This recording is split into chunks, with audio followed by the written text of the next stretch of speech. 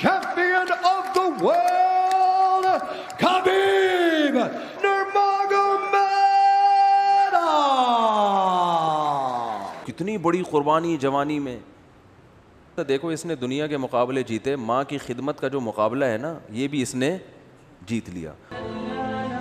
Thanks for watching. Don't forget to like, comment, share and subscribe to Mufti Tariq Masood, famous scholar. ہمارے کچھ ساتھیوں نے بتایا, پھر میں نے ویڈیوز بھی دیکھی کہ رشیا میں کوئی بہت بڑا ریسلر ہے خبیب نامی, اور جب بھی آپ کو پتہ ہے رشیا میں تو سارے ایتھیسٹ ہوتے ہیں عام طور پر, اللہ کے وجود ہی کے منکر ہیں, اور رشیا میں اسلام کا گلا اس قدر سختی کے ساتھ گھونٹا گیا ہے. میں تو سمرقند, بخارا ان علاقوں میں ہو کر آیا ہوں, خود دیکھا ہے, وہاں کے مقامی لوگوں سے ملاقاتیں ہوئیں کہ کس طرح سے اسلام کو یہاں کچلا گیا ہے. یعنی ایسا ہوتا تھا جب رشیا کا انقلاب آیا ہے نا روس میں,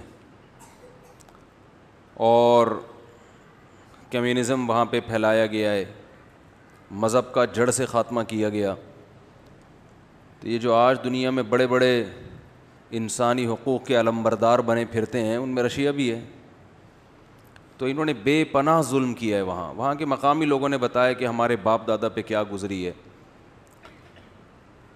یعنی کسی کی زبان سے اللہ کا لفظ نکل گیا, ماشاء اللہ کا لفظ نکل گیا, کسی کے گھر سے قرآن نکل گیا تو اسے قتل کر دیا جاتا تھا, اس کے پاس دوسرا کوئی آپشن نہیں تھا. تو لوگوں نے ایسے وہاں قرآن کو زندہ رکھا اور ایمان کو زندہ رکھا کہ گھروں میں تہخانے بنا کے لیبل لگاتے تھے شراب خانوں کا اور تصویریں ایسی لگا دیں جس سے جب رشیا کے فوجی آئیں تو وہ یہ سمجھیں کہ یہ لبرل لوگ ہیں, اور اندر تہخانوں کے اندر چھپ چھپ کے قرآن مجید کی تعلیم, تاکہ ہمارے بچوں میں اسلام ٹرانسفر ہو. ایمان کتنی بڑی نعمت ہے دیکھو یار, جن کو قدر تھی انہوں نے اپنا ایمان بچا کے دکھایا. اور آج ہمارے ہاں والدین کو فکر ہی نہیں ہوتی کہ بچہ ایتھیزم کی طرف جا رہا ہے, ایمان میں بس پڑھائے, کمائے اور بڑا آدمی بنے دنیا میں. تو میں جب ازبکستان میں تھا وہاں ایک آدمی کی کارگزاری سن کے میں اپنی آنکھوں پہ ضبط نہیں کر سکا. اس نے بتایا کہ میری دادی کا جب انتقال ہوا نا تو وہ کلمہ پڑھتے ہوئے جا رہی تھی اور کہہ رہی تھی, اے اللہ تو گواہ رہنا میں ایمان پر مر رہی ہوں. میں نے اب تک 90 سال کی عمر میں اس کی دادی کا انتقال ہوا, اب تک اپنے ایمان کو میں نے بچا کے رکھا ہے, میں گواہی دے کے جا رہی ہوں, تو بھی گواہ رہنا اس پر, مجھے ان لوگوں میں شمار نہ کرنا. تو کیسے اس نے 90 سال تک اپنے ایمان کو اس ماحول میں بچایا ہوگا, آپ اندازہ لگاؤ کیسے بچایا ہوگا. تو وہاں جو علماء تھے تہخانوں کے اندر چھپ چھپ کے قرآن کی تعلیم, یعنی کوئی بھی اسلامی شعار یا علامت ان کو نظر آتی نا, رشین کو داڑھی تو بہت دور کی چیز, کوئی بھی علامت ماشاء اللہ اللہ اکبر یا اس طرح کا, بچوں سے پوچھتے تھے, انکوائری کرتے تھے تمہارے والدین تمہیں کیا سکھاتے ہیں. تو جن والدین نے اپنے بچوں میں ایمان کو منتقل کیا, مذہب پہ قائم رکھا, وہ اپنے بچوں کو سکھاتے تھے کہ باہر یہ کہنا ہے, گھر میں اس طرح رہنا ہے. تہخانوں کے اندر قرآن کو پڑھایا گیا. تو ایسے ان لوگوں نے اپنے ایمان کی حفاظت کی ہے. تو رشیا کا جو مشہور ریسلر خبیب, سنتا تھا میں اس کے بارے میں کہ لڑکے بتاتے تھے کہ ریسلنگ سے پہلے الحمدللہ, میں ریسلنگ دیکھتا اس لیے نہیں کہ چڑیاں پہن کے, ظاہر ہے وہ تو سطر میں داخل ہے نا. اب جتنی اللہ نے اس بیچارے کو سمجھ, مجھے نہیں پتہ یہ چڈی پہن کے لڑتا تھا یا پورے پراپر ڈریس ہوتا تھا, واللہ عالم. لیکن ایک بات بڑی خاندانی کہ اس کنٹری میں اللہ کا نام لینا, کلمہ شہادت پڑھنا, الحمدللہ کہنا, یہ جو اسلام کے شعار ہیں. اور UFC میں یعنی الٹیمیٹ فائٹنگ چیمپئن شپ نا, الٹیمیٹ فائٹنگ, یہ بہت بڑے ماہر آدمی ہیں, ان کا خبیب بھائی سے بڑے پرانے تعلقات ہیں. ان کو دیکھ لیں آپ, خبیب بھائی سے نا, ان کی بہت پرانی الیکس سلام دعا ہے, الٹیمیٹ فائٹنگ چیمپئن شپ.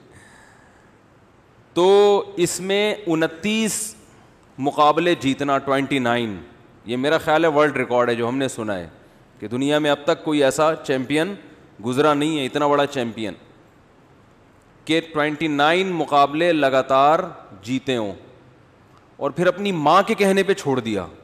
دیکھو جب آپ بھی ترقی کی عروج پر ہوتا ہے پھر دنیا چھوڑ دیتا ہے, کھیل نہیں چھوڑتا. کھیل تو جب چھوڑا جاتا ہے جب آپ کو پتا ہوتا ہے کہ اب میرا زوال شروع ہے. 29 میچز جیتنے کے بعد صرف ماں کے کہنے پر چھوڑ دینا, اس لیے کہ ہر میچ میں اس کے والد اس کے ساتھ ہوتے تھے جنہوں نے اس کو یہ سکھایا. تو والد کا انتقال ہو گیا کرونا سے, تو والدہ نے کہا کہ اب باپ کے بغیر تمہیں رنگ میں اترنے کی اجازت نہیں ہے. اس نے اعلان کر دیا میری ماں نے منع کیا ہے. بتاؤ دنیا میں کوئی ایسا ماں کی اطاعت کرنے والا مارکیٹ میں نظر آئے گا آپ کو؟ ہیں, لیکن آپ کو یہ مسلمانوں میں نظر آئیں گے. یہ اسلام کی خوبی ہے. سعودی عرب میں کیس ہوا تھا کہ 2 بیٹوں نے ایک دوسرے کے خلاف کیس کیا. کیس تھا ماں کے خلاف, کیس یعنی ایک دوسرے کے خلاف کیس کیا ماں کے بارے میں. یہاں عام طور پر کیسز کیا ہوتے ہیں, ماں کی وراثت مجھے ملے گی, وہ کہہ رہا ہے مجھے ملے گی, یہ ہوتا ہے نا, ماں کا خرچہ یہ اٹھائے گا, وہ کہہ رہا ہے نہیں اس کے ذمے. وہاں کیس یہ تھا کہ وہ ایک کہہ رہا تھا ماں میرے ساتھ رہے گی, دوسرا کہتا تھا ماں میرے ساتھ رہے گی. دونوں بھائیوں میں خونی لڑائی ہو رہی تھی. کہہ رہا تیرے باپ میں دم ہے تو اس کو لے جا کے دکھا یہاں سے. تو جس وقت یہ خبریں نشر ہوئی تھیں نا, یہ 20-22 سال پرانا واقعہ ہے, اس وقت بھی میں بیان تو کرتا تھا, اس وقت تو میں نے وہ پورے اس کے حوالے دیے تھے کہ یہ BBC کی نیوز تھی یا کسی اور چینل کی, مجھے یاد نہیں ہے. ہمیں آم کھانے سے مطلب ہوتا ہے, پیڑ گننے سے نہیں. تو بڑی مشہور ہوئی تھی یہ خبر کہ 2 بیٹوں کا عدالت میں کیس ہوا ہے کہ ماں میرے پاس رہے گی, دوسرا کہتا تھا ماں میرے پاس. تو پھر عدالت نے 6 مہینے میں ماں کو ڈیوائڈ کیا, 6 مہینے تمہارے پاس, 6 مہینے تمہارے پاس. تو دیکھو مسلمانوں کا نا, اسلام کا بڑا خراب امیج دنیا کو دکھایا جاتا ہے. یہ عورتوں پہ تیزاب پھینکتے ہیں. کوئی ایک آدھ واقعہ کہیں کسی گاؤں دیہات میں ہو گیا ہوگا تو ویمن رائٹس کی جو تنظیمیں ہیں وہ پیش کرتی ہیں یہاں عورتوں کے حقوق پامال کیے جاتے ہیں. عورت میں سب سے پہلے ماں ہے یا نہیں ہے؟ عورت میں سب سے پہلے کس کا حق ہے؟ جس نے تمہیں جنا ہے. اس کے حقوق کی کبھی بات کرتے ہوئے دیکھا آپ نے ان لوگوں کو؟ بولو نا بھائی, سال میں 1 دفعہ وہ مدر ڈے, بس اس کے حقوق کی بات ہی نہیں ہے. کوئی لا ہی نہیں ہے اس بارے میں, قانون ہی نہیں ہے. کیونکہ لوگ نہیں پالتے ماؤں کو, تو گورنمنٹ نے, حکومتوں نے اولڈ ہوم بنائے ہوئے ہیں کہ یہاں لے آؤ, سڑک پہ مت پھینکو. یار تم اسے تہذیب کہتے ہو, اسے حقوق کہتے ہو؟ تو اللہ کی قسم اسلام کے علاوہ دنیا کے میں کسی کے پاس وہ حقوق نہیں ہے جو کس کے پاس ہیں؟ اسلام کے پاس ہیں. تو کتنی بڑی بات ہے یار اپنی ماں کے کہنے پر کہ بھائی باپ کے بغیر رنگ میں نہیں جانا ہے, تم نے چھوڑ دیا, اماں خوش ہو جائیں.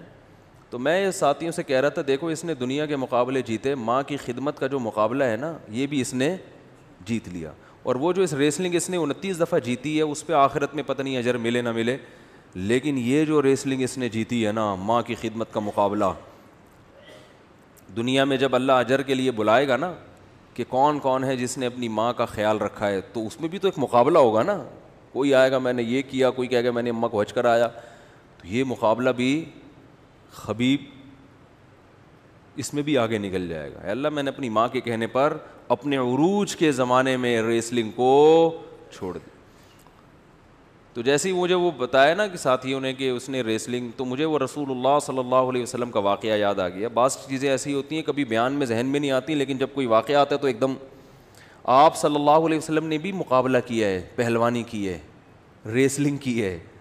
حضرت رکانہ رضی اللہ تعالیٰ عنہ یہ زمانے جاہلیت میں بہت بڑے پہلوان تھے, مکہ کے سب سے بڑے پہلوان مشہور تھے, اور ان کا ریکارڈ تھا ان کو کبھی کسی نے ہرایا نہیں تھا. تو ایک مرتبہ کہیں ان کی ملاقات ہو گئی رسول اللہ صلی اللہ علیہ وسلم سے, ابو داؤد اور ترمذی کی روایت ہے. تو انہوں نے نبی صلی اللہ علیہ وسلم سے مقابلہ کیا اور چیلنج کیا, آپ مجھے ہرا کے دکھائیں. آپ صلی اللہ علیہ وسلم نے ان کو پچھاڑ دیا, لڑائی ہوئی ہے اور ان کو پچھاڑ دیا. تو جب پہلی دفعہ پچھاڑا نا تو حضرت رکانہ اس وقت تو اسلام نہیں تھے, ان کو بڑا تعجب ہوا. انہوں نے کہا مجھے کسی نے آج تک زمین پہ چت نہیں کیا. تو کہا دوبارہ مقابلہ ہوگا, یعنی یہ والا کیا ہو گیا, کینسل, یہ تو شاید کوئی اتفاق ہو گیا ہو. دوبارہ آپ صلی اللہ علیہ وسلم نے ان سے کشتی لڑی ہے, دوبارہ ان کو پچھاڑ دیا. انہوں نے کہا یہ والا بھی کینسل, دوبارہ عد یا محمد صلی اللہ علیہ وسلم, میں محمد دوبارہ. اور یہ قریشی تھے, بنو ہاشم کے تھے, نبی صلی اللہ علیہ وسلم سے ان کا نسب بھی ملتا ہے. قریشی ویسے ہی بڑے بہادر ہوا کرتے تھے, بڑے صحت مند ہوتے تھے. تو آپ صلی اللہ علیہ وسلم نے تیسری دفعہ بھی ان کو پچھاڑ دیا. پھر یہ فتح مکہ کے دن مسلمان ہوئے تھے, مسلمان بعد میں ہوئے. تو میں یہ سوچ رہا تھا, دیکھو آج اسلام کا کیا امیج دنیا کے سامنے ہے نا, جو بیچارہ بالکل ہی کوئی سوچ سکتا ہے کوئی مولوی کسی کو پچھاڑے یا پہلوانی کرے یا لڑے. خام میں لڑنا تو اچھا کام نہیں ہے. علماء کا تصور, دینداروں کا تصور کیا ہے, کہیں پھڈا ہو جائے تو پٹیں طبیعت سے, یہ بہت نیک آدمی ہے. یہی ہے کہ نہیں ہے؟ اخلاق اتنے اچھے ہوں کہ کوئی بھی کچھ بھی کر کے چلا جائے ان کے ساتھ, ان کو غصہ نہ آئے. ہمارے نبی صلی اللہ علیہ وسلم نے پہلوانی بھی کی ہے. تو کوئی مفتی اگر تیراکی کر لیتا ہے, یہ تو پہلوانی سے کم درجے کا کام ہے نا, پہلوانی میں تو پٹخا جاتا ہے بھائی. ٹھیک ہے, تو اسلام کا جو تصور ہمارے دماغوں میں آیا ہے نا, وہ تصور ٹھیک بولو نہیں ہے. میرے جو اساتذہ ہیں نا جن سے میں نے علم حاصل کیا, بہت نیک ہیں, تہجد گزار ہیں, والی بال کھیلتے ہیں پابندی کے ساتھ. جتنے میرے ٹیچرز ہیں مدرسے میں, بڑے بڑے عالم ہیں, میں نام نہیں بتاؤں گا, ایک تو مجھے بار بار یہ آ رہا ہوتا ہے, وہ بڑا اچھا لگا.